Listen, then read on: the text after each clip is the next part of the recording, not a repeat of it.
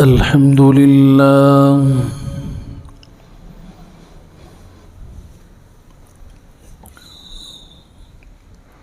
الحمد لله رب العالمين،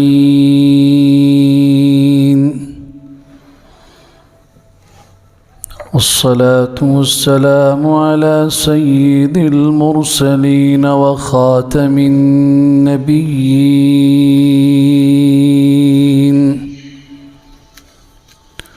وعلى آله وصحبه أجمعين إلى يوم الدين.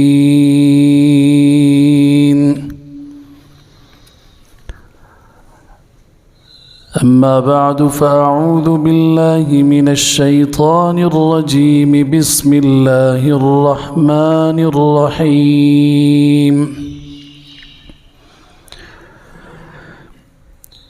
يا أيها الذين آمنوا قوا أنفسكم وأهليكم نارا.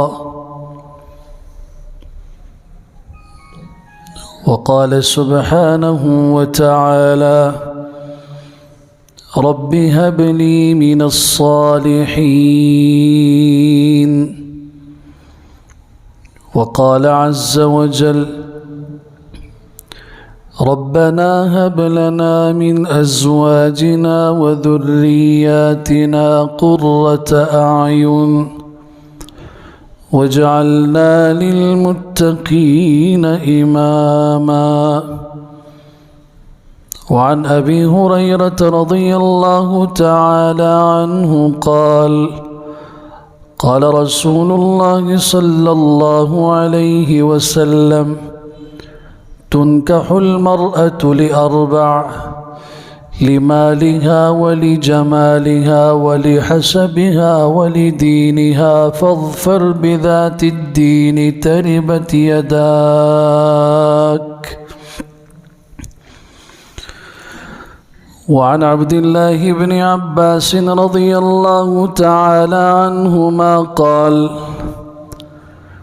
قال رسول الله صلى الله عليه وسلم: من ولد له ولد فليحسن اسمه وأدبه، أو كما قال رسول الله صلى الله تعالى عليه وسلم: صدق الله وصدق رسوله المصطفى صلى الله عليه وسلم، ونحن على ذلك لمن الشاهدين والشاكرين، والحمد لله رب العالمين.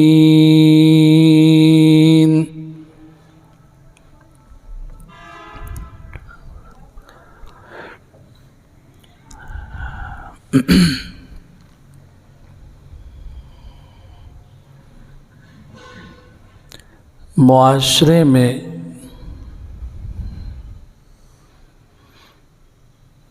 मुस्तकिल तौर पर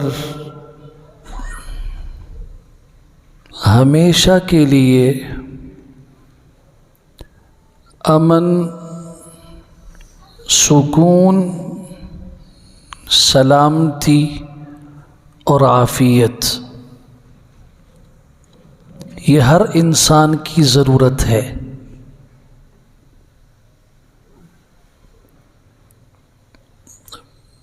अब मुआशरे में ये चीज़ें मुस्तकिल बुनियाद पर कैसे वजूद में आएंगी, उसके लिए ज़रूरत है बिल्कुल उसी रास्ते को अपनाने की जो रास्ता हम दरख्त या किसी बेल के मुताल्लिक़ अपनाते हैं। हमारी ख्वाहिश होती है कि ये बेल फ़लाँ फ़लाँ जगह से गुज़रे, یہ درخت اس طریقے سے سیدھا اوپر کی طرف جائے یا اس کی شاخیں دائیں طرف مڑ جائیں یا بائیں طرف مڑ جائیں، تو ایسا کرنا اس وقت ممکن ہوتا ہے جب وہ درخت نہیں بنا، بلکہ وہ ایک چھوٹے سے پودے کی شکل میں ہوتا ہے۔ جب وہ کمزور اور چھوٹا ہوتا ہے، اس درخت کے تنے کو جس طرف آپ موڑنا چاہیں گے وہ مڑ جائے گا۔ ایک دفعہ جب وہ درخت بن گیا، اس کا تنا مضبوط ہو گیا، اب اگر آپ اس کو موڑنا چاہیں گے مرضی سے تو وہ ٹوٹ تو سکتا ہے، وہ ٹکڑے تو ہو سکتا ہے، لیکن آپ کی مرضی کے مطابق مڑ نہیں سکتا۔ معاشرہ بنتا ہے انسانوں سے۔ انسانوں کی اصلاح بڑھاپے میں نہیں ہوتی، جوانی میں نہیں ہوتی، جتنی ان کی اصلاح بچپن کے اندر ہوتی ہے۔ میں نہیں کہتا کہ بڑی عمر میں جا کے کوئی آدمی سدھر نہیں سکتا، سدھر سکتا ہے، لیکن بہت کم، اور اس کے اب سدھرنے سے اس کی ذات کو تو فائدہ پہنچ سکتا ہے، لیکن معاشرے کو کوئی فائدہ نہیں پہنچتا۔ 60 سال اس نے جو گزارے ہیں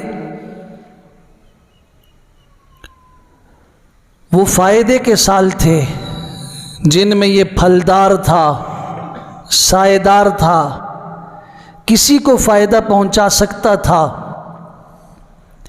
وہ وقت اس نے جب ضائع کیا، آج جب یہ بوڑھا ہو چکا ہے تو یہ اس درخت کی طرح ہے جس کی ہریالی ختم ہو چکی ہے، جس کی جڑیں کھوکھلی ہو چکی ہیں، اور جو محض بس ابھی کسی وقت ہوا کے جھونکے سے گرنے کے انتظار میں ہے۔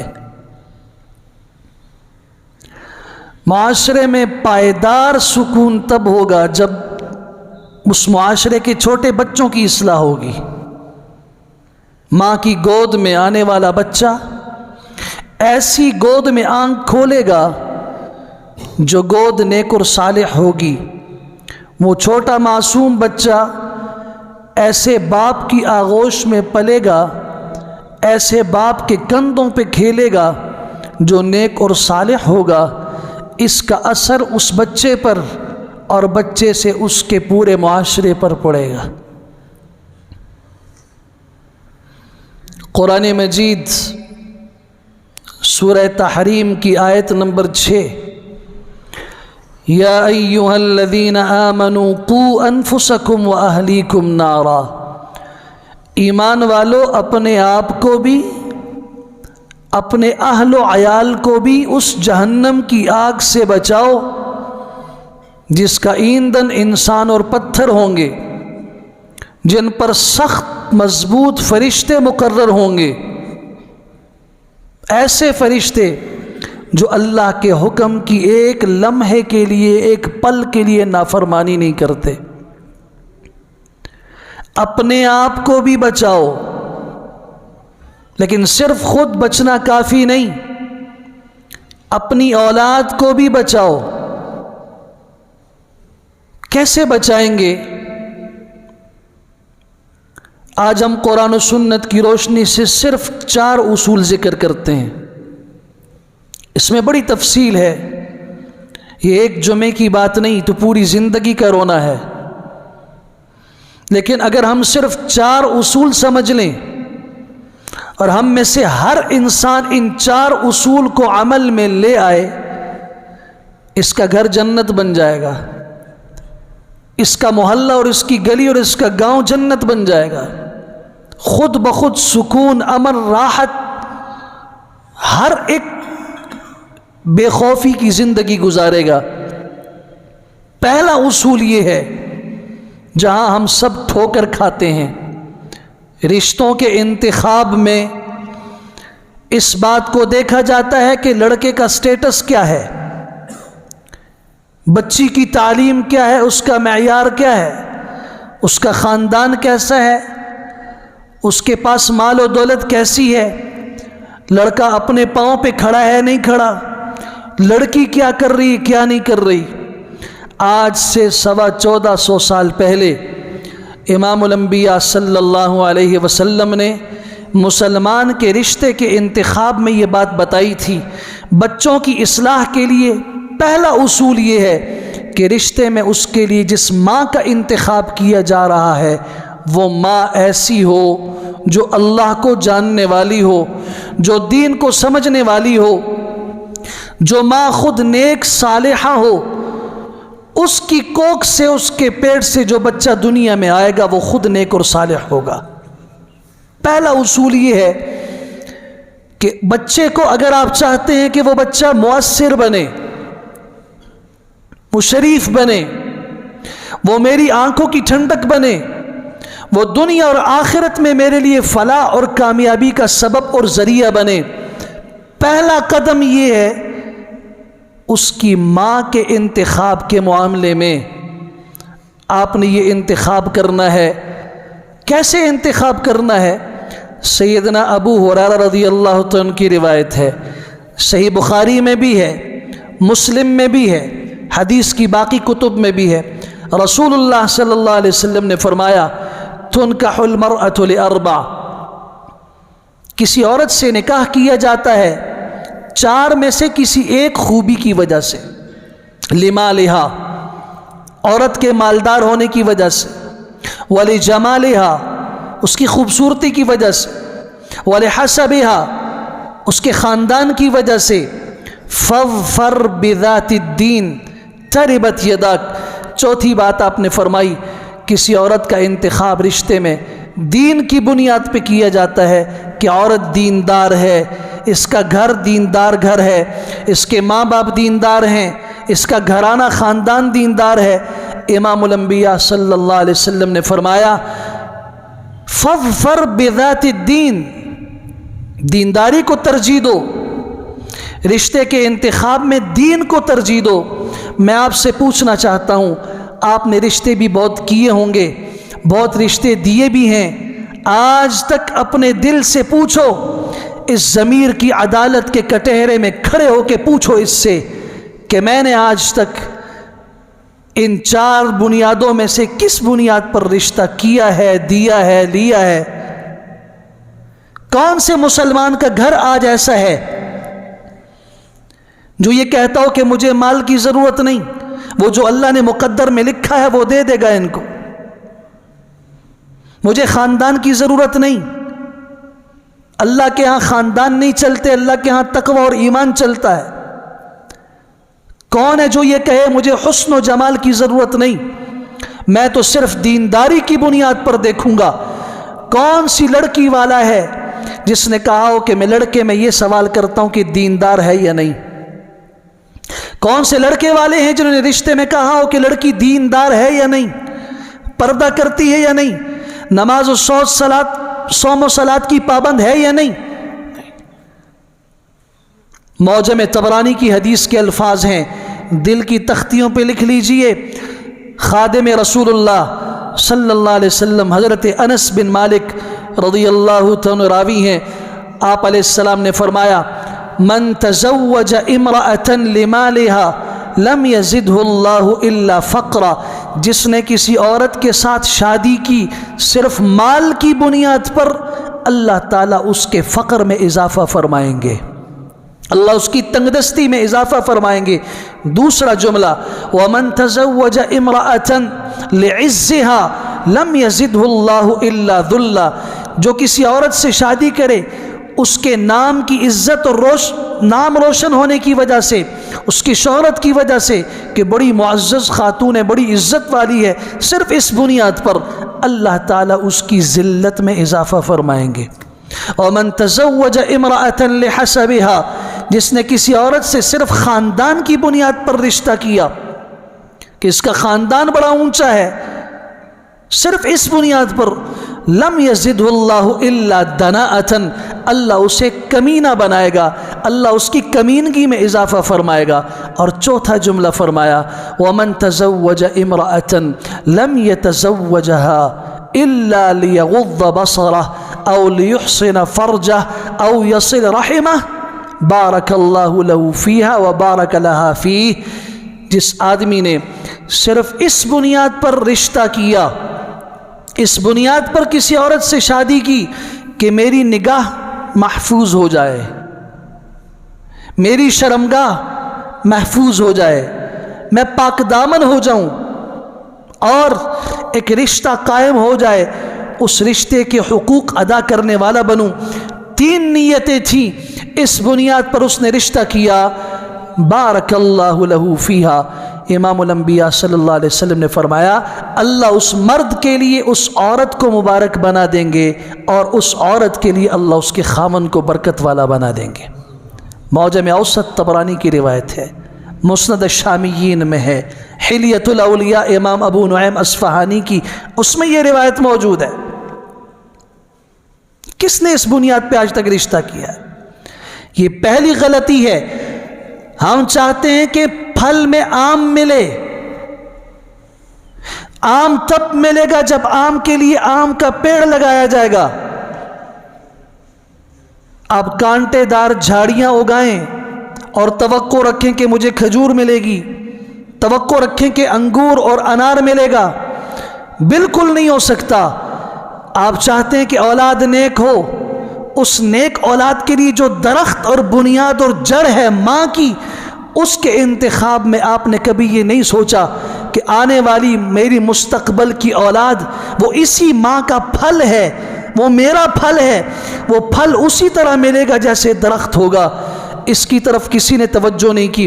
حضرت عبداللہ ابن عمرو بن عاص رضی اللہ عنہ فرماتے ہیں رسول اللہ صلی اللہ علیہ وسلم نے ارشاد فرمایا تھا الدنیا کلها متاع، یہ دنیا فائدے کی چیز ہے، ساز و سامان کی چیز ہے۔ خیر متاع الدنیا المرأة الصالحہ، اور اس پوری دنیا میں جو فائدے کی چیز ہے، سب سے بہترین فائدے کی چیز وہ ایک نیک صالح بیوی ہے، نیک صالح بیوی ہے۔ پھر پوچھئے کس نے بچے کی نیکی کے لیے نیک اور صالح بیوی کا رشتہ ڈھونڈا ہے آج تک؟ اور آگے بڑھیے، مستدرک حاکم کی روایت ہے، حضرت انس بن مالک فرماتے ہیں رضی اللہ تعالیٰ عنہ رسول اللہ صلی اللہ علیہ وسلم نے فرمایا من رزقہ اللہ امرأة صالحہ، جس شخص کو اللہ نے نیک بیوی دے دی، جس شخص کو اللہ نے نیک بیوی دے دی، فقد اعانہ علی شطر الاسلام فقد اعانہ علی شطر دینہ، اللہ نے آدھے دین میں اس کی مدد فرمائی، آدھے دین میں اللہ نے اس کی مدد کی۔ فَلْيَتَّقِ اللَّهَ فِي النِّصْفِ الْبَاقِي، اب جو باقی آدھا دین ہے اس کی وہ خود فکر کرے اور اس کے معاملے میں اللہ سے ڈرتا رہے۔ نیک بیوی کا مل جانا آدھا دین ہے، آدھا دین خود مل گیا۔ یہاں آپ دیکھیے کس نے کہا کہ ہم رشتے کی تلاش میں ماں کے انتخاب میں اس بات کا خیال رکھیں گے کہ ماں ایسی ملے کہ اس ماں سے آنے والا بچہ نیک اور صالح ہو۔ حضرت عمر رضی اللہ عنہ کی عدالت میں ایک بوڑھے باپ نے شکایت درج کی، امیر المومنین میرا جوان بیٹا ہے، میری نافرمانی کرتا ہے، میری بات نہیں سنتا، آپ اس سے پوچھئے نا۔ سبحان اللہ، حضرت عمر وہ شخصیت ہیں جنہیں دیکھ کر ابلیس اور شیطان راستہ بدل دیتا ہے، چھوٹے موٹے شیطان کہاں ٹھہر سکتے ہیں۔ فرمایا لے آؤ۔ حضرت تحقیق حال کیا کرتے تھے، جوان بیٹے کو بلایا، آپ کے متعلق آپ کے باپ نے شکایت درج کی ہے، آپ اپنے باپ کی نافرمانی کرتے ہو، ایسا کیوں کرتے ہو؟ جوان بیٹے نے ایک سوال کیا، یہ سوال آج ہماری اولاد ہمارے متعلق بھی کرے گی۔ صرف ہونا یہ چاہیے کہ کوئی ایسا کٹہرا ہو جس میں ہم اپنی اولاد کی شکایت لے جائیں اور وہاں قاضی حضرت عمر جیسا ہو تو پھر وہ پوچھے گا بیٹے سے کہ آپ اپنے باپ کی نافرمانی کیوں کرتے ہو؟ آپ کے ذمے باپ کا کوئی حق ہے یا نہیں ہے؟ بیٹے نے کہا امیر المومنین ہے، لیکن میں بھی آپ سے ایک سوال پوچھتا ہوں، باپ کے ذمے بھی بیٹے کا کوئی حق ہے یا نہیں؟ فرمایا ہے۔ کیا حق ہے؟ امیر المومنین نے خود بتایا، پہلا حق یہ ہے کہ اس کے لیے ماں کا انتخاب اچھی عورت کا انتخاب کرے، جب رشتہ کرے نیک صالح عورت لائے۔ دوسرا یہ ہے کہ جب بچہ پیدا ہو اس کا نام اچھا رکھے، اور تیسری بات یہ ہے کہ اس کی تربیت کرے۔ فرمایا امیر المومنین الحمدللہ، آپ نے خود مسئلہ حل بھی کر دیا، میرے سوال کا جواب بھی مل گیا، میرے باپ نے جو شکایت کی تھی اس کا ازالہ بھی ہو گیا، اور آپ کا مسئلہ آپ کی زبان سے خود حل بھی ہو گیا۔ آپ میرے ابا سے پوچھئے، اس نے جب میری ماں کے لیے انتخاب کیا تھا تو میری ماں ایک افریقی، ایک زنجی، ایک حبشی غلام اور باندی عورت تھی، جس کے پاس کوئی تعلیم نہیں، کوئی تربیت نہیں، ایک باندی تھی، اور بغیر تعلیم و تربیت اور ادب کے اس کو بیاہ کر لے آیا۔ اور جب میں پیدا ہوا تو آپ کو پتہ ہے اس نے میرا نام کیا رکھا ہے؟ اس نے میرا نام رکھا ہے جعل۔ جعل کے دو معنی، ایک معنی بیل، اور دوسرا معنی اس کا یہ ہے جس کو آپ چھچھوندر کہتے ہیں۔ اس نے میرا نام یہ رکھا ہے، اور تربیت تو پھر آپ دیکھ ہی لیجئے۔ تو امیر المومنین سیدنا عمر بن خطاب رضی اللہ عنہ نے فرمایا، اے فلاں شخص، شکایت کرنے والے، تیرے بیٹے کی نافرمانی میں پہلا قصور تیرا ہے۔ تو نے اپنے بچے کے لیے جس ماں کا انتخاب کیا وہ ٹھیک نہیں تھی، اور اس کے بعد اپنے بچے کا نام تو نے بیل رکھا ہے، اور پھر تو اس کی تربیت پہ نہیں کرتا اور توقع رکھتا ہے کہ یہ میرا نیک اور صالح اور آنکھوں کی ٹھنڈک کا ذریعہ بنے۔ پہلا اصول ماں کا انتخاب، اور اگر آپ کی بیٹی ہے، آپ کی بہن ہے، اس کے رشتے میں اس کے شوہر کا انتخاب دین کی بنیاد پہ ہو، یہ پہلا اصول ہے۔ دوسرا اصول، نیک بیوی آ گئی، شوہر بھی نیک ہو گیا، اب دوسری بات یہ ہے کہ اللہ سے نیک اور صالح اولاد کی دعا کرنی ہے۔ یہ تو آج تک ہم سنتے ہیں، مولوی صاحب، پیر صاحب، حضرت جی، نرینہ اولاد کی دعا فرما دیجئے، اللہ نرینہ اولاد دے دے۔ نہیں نہیں، مزاج شریعت کو سمجھو، نرینہ اولاد نہیں، نیک اور صالح اولاد مانگو، اللہ نیک اولاد دے دے۔ اگر اللہ بیٹی دے گا حضرت مریم جیسی، بتاؤ کتنی مبارک ہوگی۔ امام الانبیاء صلی اللہ علیہ وسلم کی کتنی بیٹیاں تھیں؟ 4 بیٹیاں، حضرت زینب، حضرت رقیہ، حضرت ام کلثوم، سیدہ فاطمہ الزہرا رضی اللہ تعالی عنہ۔ 4 بیٹیاں جوانی کو پہنچی، شادیاں ہوئیں ان کی، بچے بچپن ہی میں فوت ہو گئے، بیٹے زندہ نہیں رہے، وہ جوانی اور بلوغ تک نہیں پہنچ سکے۔ اللہ سے مانگو، نیک اولاد مانگو، جیسے حضرت ابراہیم علیہ السلام نے مانگی تھی، رب ہب لی من الصالحین، اللہ مجھے نیک بیٹا عطا فرما، مجھے نیک بیٹا عطا فرما۔ جیسے حضرت مریم کے پاس بے موسم پھل دیکھ کر حضرت زکریہ علیہ السلام، جن کی عمر 120 سال کو پہنچ چکی ہے، بوڑھے ہو چکے ہیں، فرماتے ہیں اللہ مریم کو بے موسم پھل تو دے سکتا ہے تو بوڑھے زکریہ کو بے موسم اولاد کیوں نہیں دے سکتا؟ ہنالک دعا زکریہ ربہ، اسی وقت، دیر نہیں لگائی، اسی وقت اسی جگہ پر دعا فرمائی، رب ہب لی من لدنک ذریۃ طیبہ، اللہ مجھے اپنے ہاں سے پاکیزہ اولاد عطا فرما، نرینہ نہیں، پاکیزہ اولاد عطا فرما۔ رب لا تذرنی فردا، اللہ مجھے تنہا نہ چھوڑ، وَأَنْتَ خَيْرُ الْوَارِثِينَ، تو بہترین وارث ہے۔ سورہ انبیاء میں حضرت کی دعا ہے۔ سورہ مریم میں چلے جائیے، هَبْ لِي مِن لَدُنْكَ وَلِيًّا، اللہ مجھے اپنی طرف سے ایک وارث عطا فرما، یرثنی ویرث من آل یعقوب، جو میرا بھی وارث بنے، آل یعقوب کا بھی وارث بنے۔ سوال یہ ہے حضرت زکریا علیہ السلام کے پاس کون سی مال و دولت تھی، حضرت کے پاس کون سی جائیداد تھی جس کے لیے وہ وارث مانگ رہے تھے؟ سوائے نبوت کے، سوائے علم کے، سوائے دین کے اور کوئی وراثت نہیں تھی، اس لیے کہ حضرت بڑھئی تھے، لکڑی کا کام کیا کرتے تھے۔ ایسے آدمی کے پاس کیا ہوگا؟ جو وراثت وہ چاہ رہے تھے وہ علم کی وراثت تھی، وہ نبوت کی وراثت تھی۔ اللہ سے دعا کیجیے اللہ نیک اور صالح اولاد عطا فرما، یہ دوسرا اصول ہے۔ اچھی ماں کا انتخاب کیا، اللہ سے دعائیں مانگی۔ اب تیسرا اصول اگلا یہ ہے، اللہ نے بیٹا دے دیا، اللہ نے بچی دے دی، اب تیسرا حق ہے اس بچی کا اور بچے کا کہ اس کا نام اچھا رکھا جائے،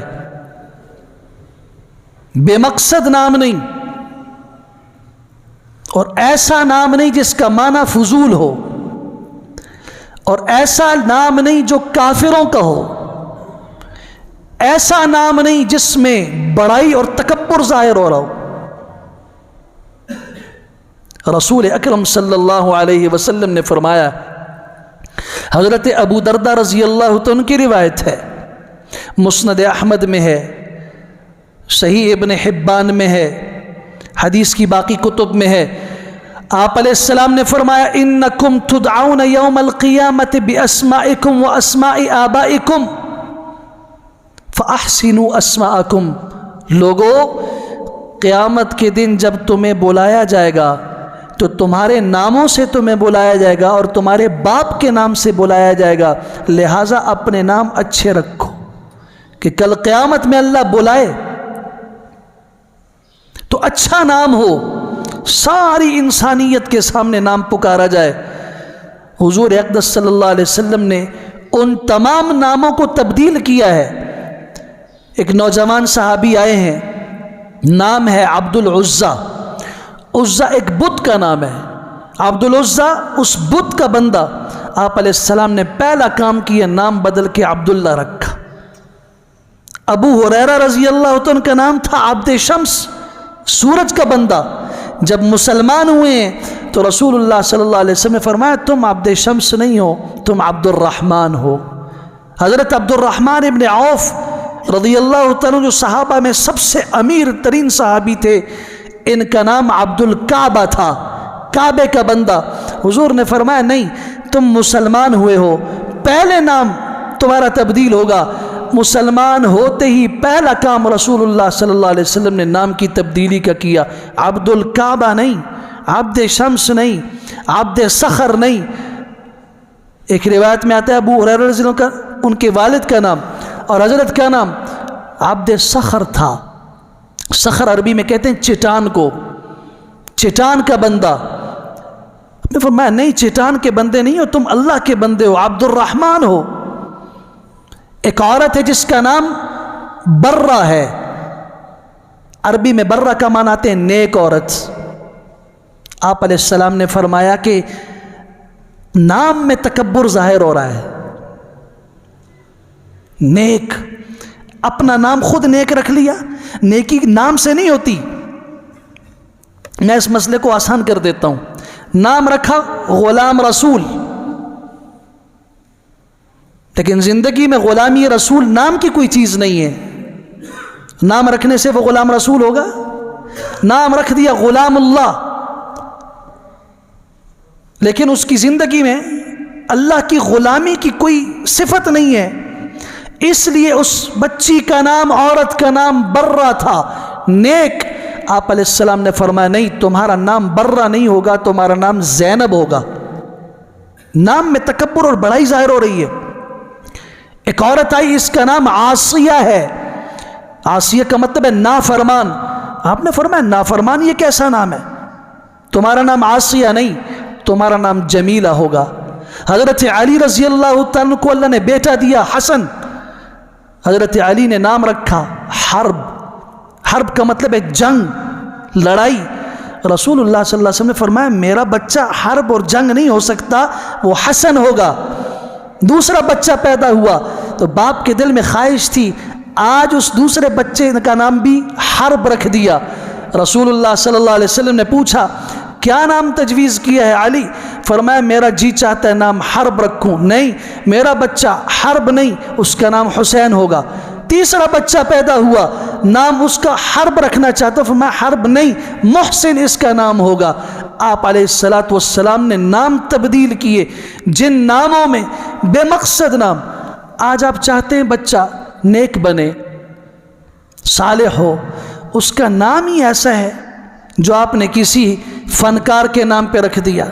और अब तो एक मुसीबत ये पड़ गई है हमारे मुआशरे में, नया नाम लेकर आए जी। अब नया नाम कहाँ से लाएं? हज़रात अंबिया किराम की जमात 1,25,000 1,24,000 कम व बेश, हज़रात सहाबा किराम 1,24,000 कम व बेश। एक लिमिट तादाद है ना। तो जो अच्छा नाम होगा वो तो ये होगा जो अच्छे लोगों का था। मोहम्मद सल्लल्लाहु अलैहि वसल्लम, इससे कोई प्यारा नाम हो सकता है? अहमद, अब्दुल्ला, अब्दुर्रहमान, आयशा, ज़ैनब, खदीजा, नहीं, वो तो खाला का है, वो तो फूफी का है, वो तो नानी की नानी का है, वो तो हमारे मोहल्ले में पड़ोसन का है, वो तो शहर में फलां का है, वो तो कराची में हमारे रिश्तेदार हैं, उनके आगे से पड़ोसी हैं, उनका ये नाम है।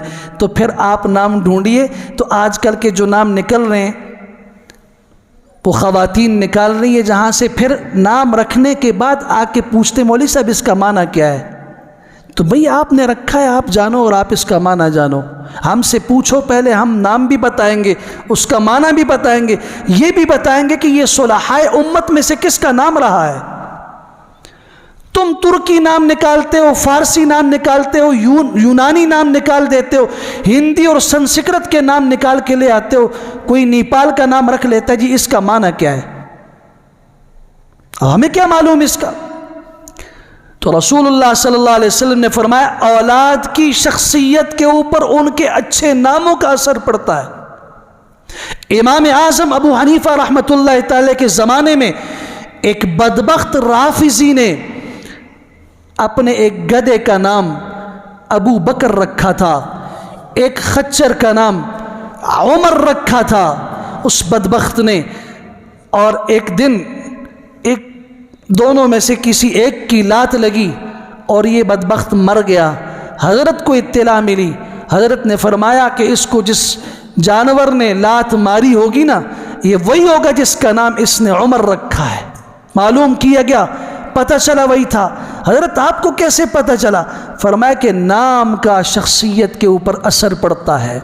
अबू बकर सिद्दीक़ रज़ी अल्लाह तआला के नाम में नरमी है, उसमें जमाल है, उसकी फितरत के अंदर नरमी है। सैयदना उमर बिन ख़त्ताब रज़ी अल्लाह तआला के नाम में भी और उनके उस नाम के पीछे हज़रत की शख्सियत में भी एक ज़बरदस्त किस्म की क़ुव्वत और एक ज़बरदस्त किस्म के जलाल का है। इसलिए फरमाया नाम का शख्सियत के ऊपर असर होता है। तीसरा उसूल ये है, अगर चाहते हैं कि औलाद बामकसद बने, औलाद नेक और सालिह बने, इसके लिए नाम ठीक तजवीज़ करना होगा। कल क़यामत के दिन भी अल्लाह बुलाएंगे अपनी अदालत में नाम और बाप के नाम से। यहाँ पे बहुत सारे लोगों में एक बात मशहूर है कि ये क़यामत के दिन अल्लाह ताला माँ की निस्बत से बुलाएंगे, माँ की निस्बत से बुलाएंगे। दलील क्या देते हैं कि चूँकि हज़रत ईसा अलैहिस्सलाम के वालिद नहीं हैं, उनकी वालिदा हैं हज़रत मरियम, तो उनकी वजह से उनके चूँकि वालिद हैं नहीं तो बाप का नाम नहीं लिया जा सकता। तो इसलिए अल्लाह ताला नाम लेंगे कि फ़लाँ फ़लाँ औरत का बेटा। ये तो इस हदीस के खुल्लम खुल्ला ख़िलाफ़ है जो हदीस की कुतुब में मौजूद है कि इन्नकुम तुदऔन यौमल क़ियामति बिअस्माइकुम व अस्माइ आबाइकुम। اللہ تمہیں قیامت کے دن بلائے گا تمہارے اپنے نام اور تمہارے باپ کے نام سے۔ اسلام کے اندر یاد رکھیے، اسلام میں نسب باپ کی طرف سے چلتا ہے۔ ادعوہم لآبائہم، آج بھی اگر کسی کو، بیٹے کو تم نے بلانا ہے تو باپ کی نسبت سے بلاؤ۔ یہی وجہ ہے کہ اگر کسی نے کسی اور کا بچہ پال لیا، لے پالک جس کو کہتے ہیں، اس بچے کو گود لیا، شریعت میں یہ بچہ اس کا حقیقی بچہ نہیں بنتا۔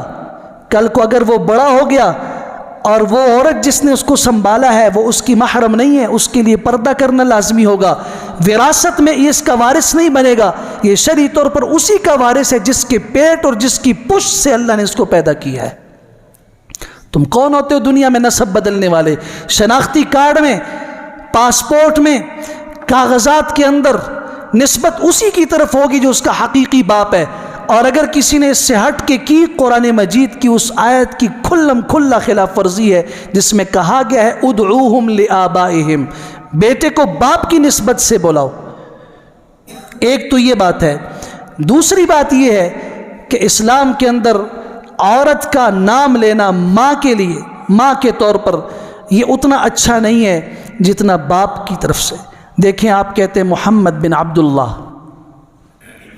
کہتے نہیں کہتے؟ کسی بھی صحابی کا آپ نام لیتے ہیں، عمر بن خطاب، آپ کو پتہ ہے حضرت عمر کی والدہ کا نام کیا تھا؟ کیوں نہیں پتا آپ کو؟ اس لیے کہ کبھی لیا نہیں گیا۔ کسی کا بھی نام لیں گے آپ شریعت کے اندر، امام بخاری رحمہ اللہ کا تذکر آئے گا محمد بن اسماعیل البخاری، ماں کسی کو نہیں معلوم۔ جس طرح ماں کی شخصیت اور ذات پردہ ہے، اس کا نام بھی پردہ ہونا چاہیے۔ اور شرفاء کے اندر آج بھی ہمارے معاشرے میں ماں کا نام لینا زبان سے اچھا نہیں سمجھا جاتا۔ ہاں، کس کے بیٹے ہو، باپ کا نام لے لیتے، عبداللہ کا بیٹا ہوں، فلاں کا بیٹا ہوں۔ ماں اگر پوچھی بھی جائے کہ ماں کا نام بتاؤ، یہ تو لعنت آئی ہے یورپ سے ہمارے اندر، جہاں باپ کا پتہ نہیں ہے، اس لیے وہ چاہتے بھی یہ ہیں، اور وہاں قانون بھی یہ بنا ہوا ہے کہ بچے کی نسبت ماں کی طرف ہوگی، باپ کی طرف نہیں۔ وجہ اس کی یہ ہے کہ ماں کا پتہ تو ہے، باپ کا معلوم نہیں ہے، وہاں رشتے نہیں ہیں، نکاح کا وہ تصور نہیں ہے پاکیزگی کا، عفت کا، جو اسلامی معاشرے میں ہے۔ شخص آیا، جی میرا نام حزن ہے، اسلام قبول کیا، آپ علیہ السلام نے فرمایا حزن کا مطلب ہے سخت، نام کے اندر سختی ہے، فرمایا نہیں، تمہارا نام سہل ہونا چاہیے، نرم۔ تو انہوں نے فرمایا کہ اللہ کے رسول یہ آپ کا حکم ہے یہ تجویز اور رائے ہے؟ فرمایا میری رائے ہے، حکم نہیں ہے۔ تو انہوں نے کہا کہ پھر میرا نام یہی ٹھیک رہے گا، مجھے یہ نام پسند ہے کہ میرا نام حزن رہے۔ آپ علیہ السلام نے فرمایا ٹھیک ہے۔ ان کے پوتے ہیں حضرت سعید بن مسیب رحمۃ اللہ تعالی، تابعی ہیں جلیل القدر، وہ فرمایا کرتے تھے کہ حضور صلی اللہ علیہ وسلم نے ہمارے دادا جی کا نام حزن سے سہل میں بدلنے کا فرمایا تھا، رائے دی تھی، حکم نہیں تھا۔ ہمارے دادا جی نے نام تبدیل نہیں کیا، اس نام کا اثر آج ان کی نسل میں چل رہا ہے کہ ان کی خود طبیعت میں بھی سختی تھی، ان کے بیٹے ہمارے والد کی طبیعت میں بھی سختی، اور آج میری طبیعت میں بھی سختی، پورے خاندان میں سختی پائی جاتی ہے۔ اس کے مقابلے میں ایک دوسرے شخص کا نام بھی حسن تھا، آپ نے تبدیل کر کے سال رکھا، اللہ تعالیٰ نے اس نام کی برکت سے اس پوری نسل میں ایک نرمی پیدا کر دی۔ اور چوتھا اصول اولاد کی تربیت میں، اگر چاہتے ہیں کہ اولاد نیک اور صالح بنے، ان کی دین کی فکر کرنا، ان کی اصلاح کی فکر کرنا۔ صرف ایسا نہیں ہے ماں کا انتخاب ٹھیک کیا، اللہ سے دعائیں بھی مانگی اور نام بھی اچھا رکھا، اور اس کے بعد اسے گلیوں میں آوارہ چھوڑ دیا۔ نہیں نہیں نہیں، کتا وہ بھی کتا ہوتا ہے جو گلی میں پھرتا ہے آوارہ ہو کے، ڈھیر ڈھیر پر ہر جگہ کو سونگتا پھرتا ہے۔ کتا وہ بھی ہوتا ہے جو گھر کے اندر رکھوالا اور پالتو ہوتا ہے۔ کتا وہ بھی ہوتا ہے جسے تربیت دے کے لوگ آج کل اس سے چوروں کی نشاندہی کرواتے ہیں۔ یہ ایسے کتے ہزاروں پھرتے رہیں ان کے مقابلے میں جو قیمت اس کتے کی ہے جو تربیت یافتہ ہے، کبھی بھی یہ برابر نہیں ہو سکتے۔ انسان تو اشرف المخلوقات ہے، وہ انسان جو یوں اپنی زندگی گزارے، اور وہ بچے جن کی اولاد کی تربیت ماں باپ کے ذہن میں نہ ہو، گلیوں میں ادھر پھر رہے ہیں ادھر پھر رہے ہیں، کیسے زندگی گزر رہی ہے؟ ماں باپ کو ان کی کوئی فکر نہیں۔ اس بات کی فکر ہے کہ اسکول گئے ہیں یا نہیں گئے، اسکول کے یونیفارم کی فکر ہے کہ آج یونیفارم بھی وہ وہی پہن کے جائیں جو اسکول کا ہے، بارش ہوئی ہے کیچڑ ہے کچھ بھی ہے، نہیں، یونیفارم پہن کے جانا ہے، جوتوں تک کا خیال ہے، لیکن کبھی فکر نہیں ہے تو ان کی دین کی فکر نہیں ہے، ان کے مستقبل میں اللہ کی عدالت میں پیش ہونے کی فکر نہیں ہے۔ اور تمنا یہ ہے کہ یہ اولاد میرے لیے آنکھوں کی ٹھنڈک بنے۔ اگر آج باپ یہ چاہتا ہے اولاد کے ہاتھ میرے لیے اٹھے دعا کے لیے، پہلے اس قابل تو بناؤ نا کہ وہ دعا سیکھے تو صحیح۔ پوچھو ذرا اپنی نسل سے، اپنی اولاد سے۔ یہ میرا پیغام ہے اور میرا درد ہے ان ماں باپ کے نام پر۔ کبھی آپ زندگی میں اس پر بھی توجہ دیا کرو کہ آپ کے بچے کبھی آپ نے دیکھے زندگی میں ان کے ہاتھ اللہ کی طرف اٹھے ہوئے ہیں؟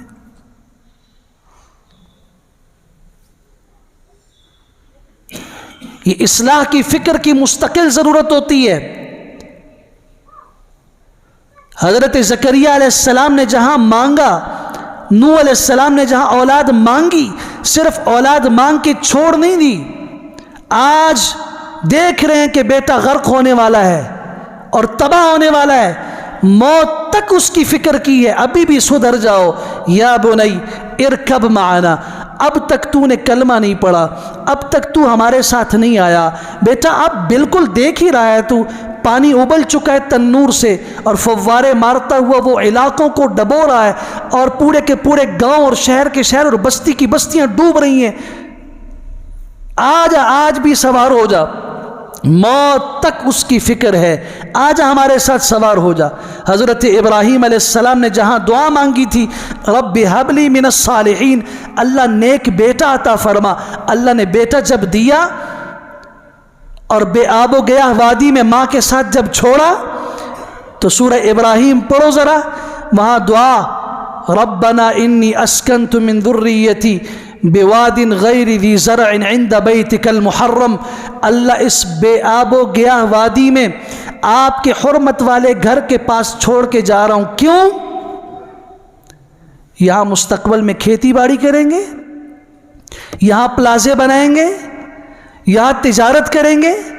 ربنا لیقیموا الصلاۃ، اے اللہ اس لیے چھوڑ کے جا رہا ہوں خود عراق کی طرف تاکہ یہ نماز قائم کریں۔ دین کی فکر ہے۔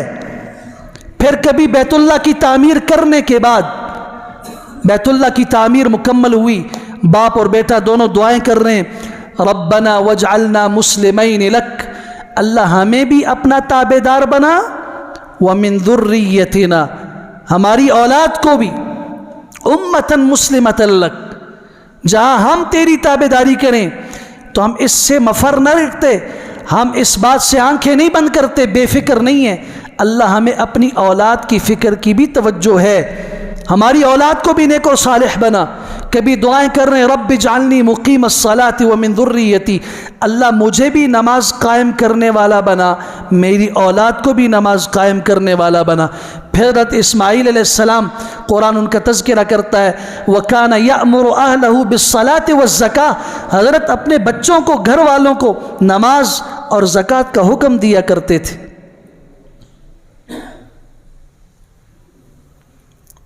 کب تک؟ ایک دفعہ سمجھایا بس، دو دفعہ سمجھا دیا چھوڑ دیا بس نہیں۔ وَأْمُرْ أَهْلَكَ بِالصَّلَاةِ وَاصْطَبِرْ عَلَيْهَا، سبحان اللہ، یہ ایک آیت ہے، ایک آیت، اور یہ ہمارے زندگی کے تمام دکھوں کا علاج ہے۔ خطاب ہے امام الانبیاء صلی اللہ علیہ وسلم سے، کسی اور سے نہیں۔ وَأْمُرْ أَهْلَكَ بِالصَّلَاةِ، اے میرے حبیب اپنے گھر والوں کو نماز کا حکم دیجئے۔ اللہ ایک آدھ دفعہ دے کے چھوڑ دوں نہیں، وَاصْطَبِرْ عَلَيْهَا، بار بار دیجئے، اس پہ ڈٹ جائیے، قائم رہیے جب تک وہ نماز نہ ادا کریں۔ لا نسألک رزقا، ہم آپ سے رزق نہیں مانگتے، ہم آپ سے روزی نہیں مانگتے، اس لیے کہ روزی اور رزق یہ ایک ایسی مصیبت ہمارے لیے بن گئی ہے، ہم نے اپنے لیے اس کو مصیبت بنا کے نماز اور شریعت کے راستے میں رکاوٹ سمجھ لیا ہے کہ یہ نماز لیٹ ہو گئی، کیوں؟ گاہک آیا ہوا تھا، نماز لیٹ ہو گئی، کیوں؟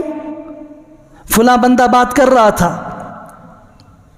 لا نسألک رزقا، آپ خود بھی اور اپنے بچوں کو بھی نماز پہ کھڑے کر دیجئے، رزق ہم دیں گے۔